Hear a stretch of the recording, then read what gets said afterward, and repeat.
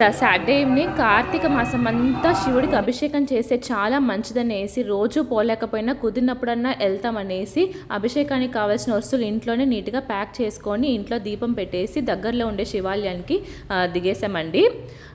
ముందుగా గుడికి పోయినప్పుడు దీపాలు వెలిగిస్తే మంచిది, 2 దీపాలు వెలిగిస్తే మంచిది. అందుకని దీపాలు కొనుక్కునేసి బయట దీపం వెలిగించేసి దేవుడు దర్శనం అయ్యాక సైడ్లోనే శివలింగం ఉంటుందన్నమాట. అక్కడ ఎవరైనా అభిషేకం చేసుకోవచ్చు, పిల్లల చేత చేయించచ్చు, దేనితోనే అభిషేకం చేస్తారు. లైక్ శివుడికి అభిషేకం చేసే వస్తువులతో పసుపు, గంధం, కుంకుమ, పాలు, నీళ్ళు, ఫ్రూట్స్తో చేయొచ్చు.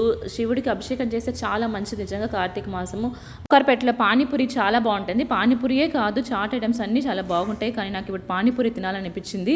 అందుకని ఒక ప్లేట్ పానీపూరి తినేసాను. ఈవినింగ్ 7 పైకి ఏం తినట్లేదు ఒక 20 డేస్గా. బట్ సరే ఎప్పుడో ఏందోనే కదా ఏరియాకి వస్తాం అనేసి షుగర్ కేన్ జ్యూస్ కూడా తాగాను.